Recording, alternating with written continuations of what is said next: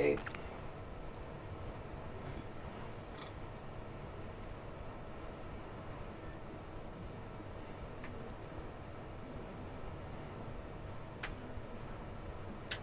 Well, hi there. I'm Diana Montford, the world's first, yes, first, transgender television journalist. There are others who say they are, but I am the first. Go on YouTube. My guest is amazing, amazing person, Ms. Sylvia Chappell, who is going to talk to us about the so-called Akashic Record. What you might ask is that is a record of every activity, thought, action that's ever taken place in the universe. Carl Jung referred to it as the collective unconscious. Those of a more psychic bent refer to it as the Akashic Record. I myself have had an Akashic Record reading with Sylvia Chappell, found it life-changing in the best possible way, and found that it changed the lives of some friends of mine also in a wonderful way. So, if you'd like to know more about yourself, you would enjoy an Akashic Record reading. And here we go, Ms. Sylvia Chappell. Hello, Ms. Sylvia Chappell. Hello, Diana. How are you? I'm doing very well, thank you. Good. Now, what exactly, as I've already sort of given a thumbnail sketch, but what to you is the Akashic Record? Well, you're absolutely right in saying it's the record of every thought, action, emotion, everything that all souls who've incarnated on the earth and and perhaps other planets that exist in a dimension above what we know as the third dimension. In fact, in the 11th dimension, according to my teacher, Maureen St. Germain. Who has been on the show, you may have seen her. Yes. And it's a treasury for you of all your lifetimes, everything that you've thought about, or all the choices that you made in the past, all the choices that you made in the present or are considering making in the present, and the probable outcomes of those choices, which is your future. In other words, yes, of course, a belief in reincarnation is a prerequisite for this, because otherwise it will make no sense to you. Yes. And the best way for me to envision it is as a library, like a huge library up in the sky. And Edgar Cayce, and I've done, I'm very familiar with and have studied Edgar Cayce's thoughts on reincarnation. Yes, and you also operate out of the ARE, the Edgar Cayce The Edgar Foundation. Cayce Center, and done a lot of volunteer work for them as well. And he actually did envision it as a library. When someone asked him to do a life reading, he would see himself following a silver cord up and up and up and up and up, and then would enter this huge library in the sky, probably with Doric columns or a classical temple or something like that. And he would envision a librarian, you know, a man with a long beard, and there would be a book of life for every soul that's incarnated in the earth. The interesting thing is that in the future people might see it as a computer, so long as it's a record-keeping device. So Edgar Cayce, born in 1877, died in 1945, saw it as a huge marble library. You, if you're, say, in your teens or 20s, might see it as a computer or whatever, no? And people of the future will see it in their own media terms. Well, they might be able to see what it really is, which is a living field of energy. So maybe there will be an evolution to where we can perceive that, just like we can perceive, you know, a cloud or something like that in 3D. So we're getting more spiritual, aren't we, our world? Even though it doesn't seem that way sometimes, we really are. I do believe that, and I would say that the Akashic Records readings that I've done for people are bearing that out. Also, the past life regressions are bearing that out, that more people are open to the idea of past lives, or open to the idea that there's more to me than just what is in the third dimension. There's more to, there's more to me than this normal waking consciousness every day, and they're starting to explore it. And there's a lot of help available to do is. this. And I myself was told about Sylvia by Jack Rosen, who is the head of the ARE, I believe. Well, he's on the board. Yes. And he strongly recommended her, and I trust his recommendations. You may have seen him on the show, or you will see him on the show. And I am exceedingly happy with the Akashic reading that I had from Sylvia. Changed my life. It changed the lives of people I know, because I hadn't spoken to several of those people in a while. No falling out, just, one gets busy. So I called them and I said, well, I just had the most amazing experience, and here it is. And several of these people purport to not believe in reincarnation, yet because it was about their previous lives, they listened avidly, of course. So I cannot say, it just really, a fog lifted, The scales, but not the mascara, dropped from my eyes. So it's waterproof. The mascara, not the scales. So anyway, that's a disgusting expression, isn't it? The scales dropped from my eyes. But anyway, so shall we talk about my experience? It's all about me. No, shall we talk about my experience? Yes. Well, since you put it that way. Yes. Well, ask me questions. Okay. Well, I just wanted to actually say that, people might wonder a little bit about an Akashic Records reading and what it's all about. Like, what am I reading? Well, I should say that Sylvia does past life regressions. She does Akashic Record readings. I myself, I think for a novice, the first thing you should do is the Akashic Record reading, and then the past life regression. Not only because the Akashic Record reading takes less time, but also because it's a very good way to get your feet wet regarding previous lives and actually going there in real time.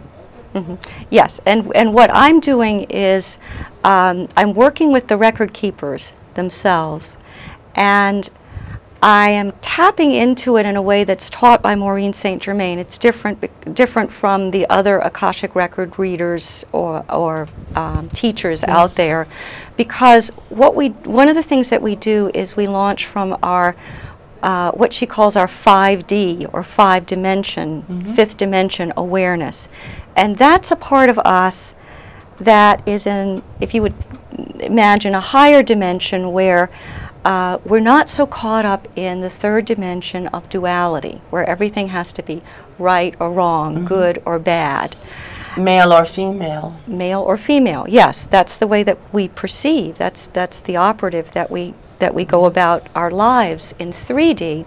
But from 5D, the reason that we launch from there into the Akashic Records is because that's a purer conduit or channel. There are fewer prejudices. If each dimension is a more evolved place or mindset, surely the 11th dimension, which I believe is the highest in our particular universe. I don't know. That's a good question for the mystics and the physicists. Yes. But anyway, you were saying?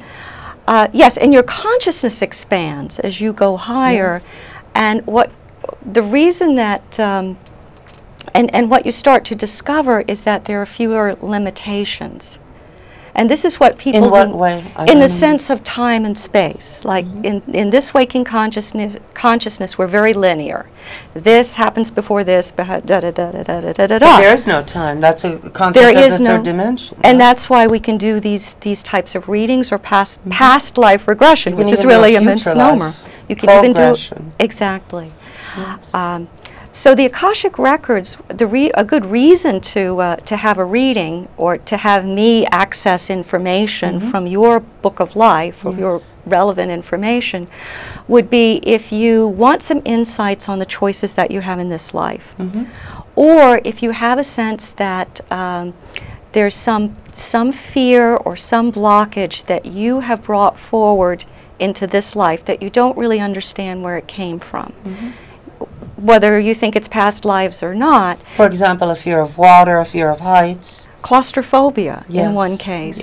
Which could mean buried alive at some point. Yes, and this particular client was asking about, for insights into why she experienced claustrophobia and why she had difficulties with relationships. And sounds like a chastity belt issue or something. It's kind of close because it did come into one of the, it was one of those marriages where the family sort of almost virtually sells their daughter to a person, a man, usually a man of great prestige and wealth, to increase or at least their relative status. to the family doing the selling. Yes, so so she found herself, this is what the record keepers gave me, and so I just report it. And so the man that she was given in marriage to, or sold in marriage to, was a very ruthless man, and he suspected that her affections were, you know, that she loved someone else. Jealous, yes. And he locked her up.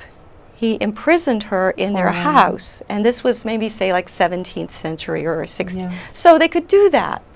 And so certainly a man with money and power could. Yes, exactly. And if this was just his third wife, then, you know, nobody's going to care. Nobody's going to really care very much. Yeah. Especially not the first and the second wife. Yes. So it was interesting because that one lifetime had both of those issues in there, the claustrophobia and then her fear about being close to someone. Did she meet this man in future lives? I don't know. I think she, the question that she asked, and this is one thing that I like about doing these Akashic Records readings, is that the record keepers will often volunteer a lifetime where you got it right. And so she was asking about, am I going to find a life partner? Right. And am I going to meet someone from past life? And so I was able to give her information about a lifetime where she had a wonderful relationship with someone. That's where good. They worked together. They were in a Navy. Was this after the, or before? I don't know, because this was in the Inuit culture, what we call Eskimos. Yes. And I didn't really get a sense of that, but, you know. Why are people transgender? Well, you asked that question, and the answer that you got, which is specific to you, because someone else might get a different answer, is because and as you know, your role in this lifetime is to be a champion of open-mindedness, and for people to find bonds of love that transcend sex or gender or other prejudices or limitations. And you're very much living that purpose. I'm doing just what I should be doing. And the Akashic Records reading confirmed that. But you were going to tell your story, which I think was quite fascinating, that I was able to give you about. Oh, and I had no clue at all. Lifetime. All right, well, bottom line, I was an actor in the time of Hadrian, a male actor, in Rome. This would be the 1st century AD. And my lover was a more famous actor, only slightly older than I was, not by much, like a year or two. He had been Hadrian's favorite. He was the top actor in Rome at that time. I supplanted him, which really ticked him off because I was his protege, not to mention his lover. And then I wasn't. And then I was Hadrian's hot toy boy and the star of stars. I like this life, you know. If I could meet that agent today. But anyway, so my ex, who was not entirely my ex, this lover who was also an actor, took it so badly that he, A, tried to poison me. Well, a servant drank the poison, and luckily the servant survived. I didn't get the poison. Then I was enraged at that, so I said to Hadrian, banish him. Hadrian said, all right, relax, bitch. Okay, it's a done deal. So it was sort of like the mafia, only with better togas, you know. So anyway, it's Hadrian's world. We only live in it. So Hadrian had this man banished, my lover and all that. Well, my lover did not take things easily. This guy did not like rejection. He was so furious with me, he stabbed me beneath the navel. Now, this is in ancient Rome. Somehow I managed to recover. I love this. Centuries before Louis Pasteur, I recovered. And anyway, we worked it out in this life. This lover of mine and I were lovers again in this life. He was my first boyfriend. We worked it out. The karma's settled. We are friends now. We fixed it. And that is very nice to know. And we won't mention his name because he's married now to someone else. Okay. And yes, but I'm very happy to say that we fixed it.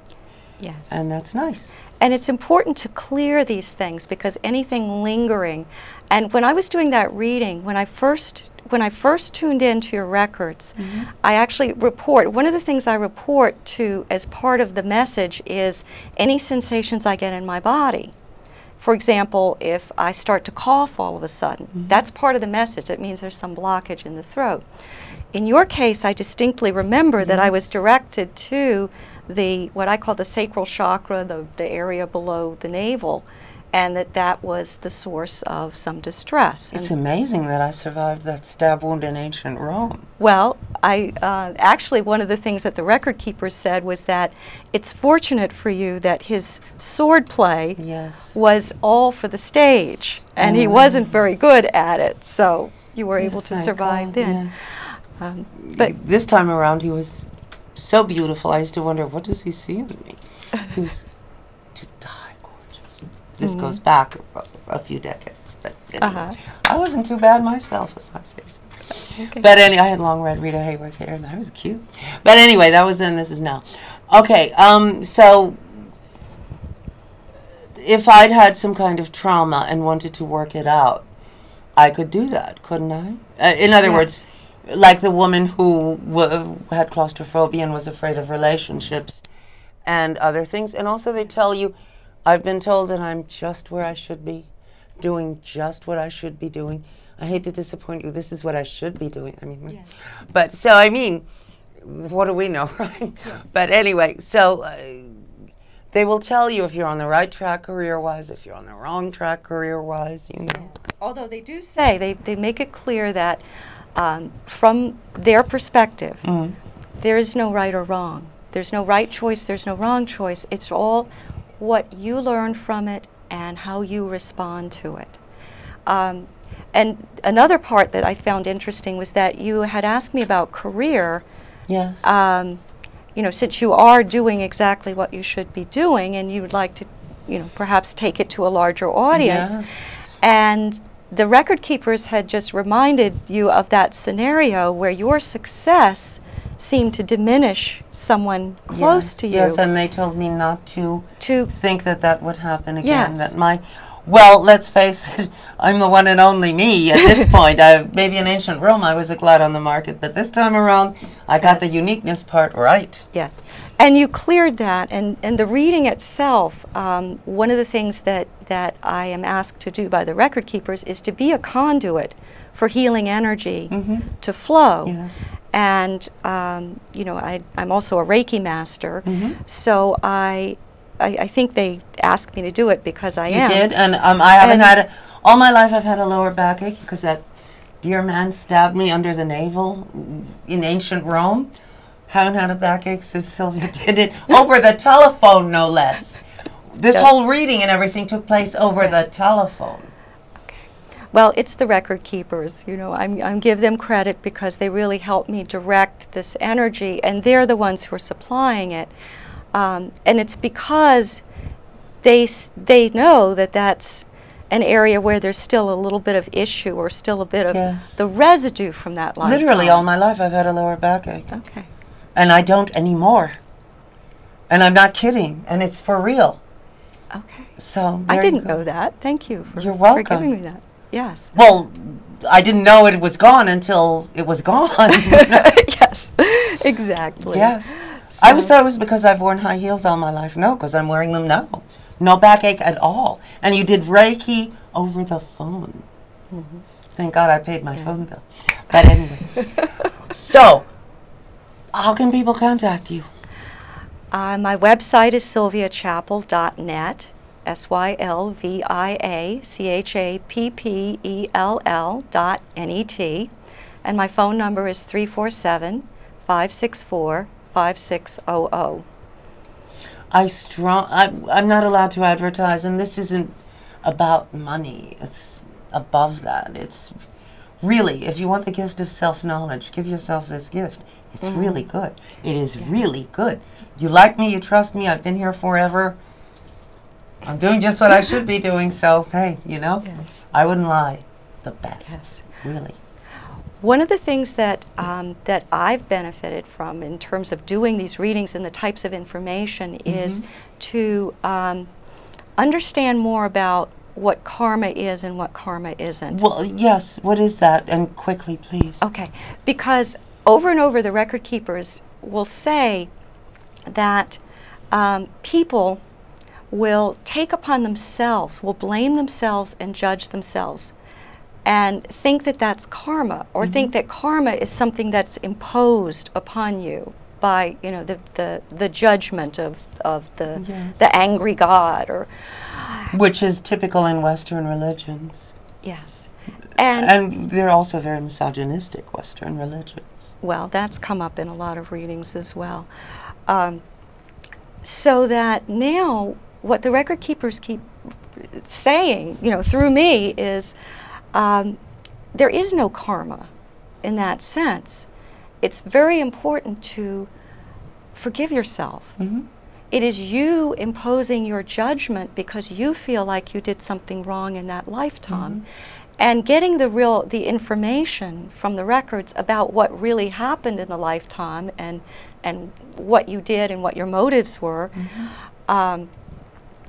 it's a very healing and liberating experience, because then you drop all this self-condemnation, self-judgment, because that's what you've carried, or that's what many people carry into this lifetime, along with the belief that we need to be punished. Well, also, it's wonderful to hear that you settled something in this lifetime, and it, like, you know, that lover from ancient Rome. I mean, great. That's fabulous. And it's great to be told you're doing just what you should be doing. That's fabulous. Yes. And if the message, if the information is that there's another, you know, like there's a course correction to be made, you will get the course then correction. You would get, yes, because the record keepers are very supportive and very loving. And they really want us all to release the feeling that we need to be punished. Yes. And forgive ourselves, because that's usually the hardest Isn't person that to forgive. the way governments govern, by inventing religion and making people feel guilty and hidebound, and we must do this and we must do that. Yes. And that is how people in power get in power and stay in power.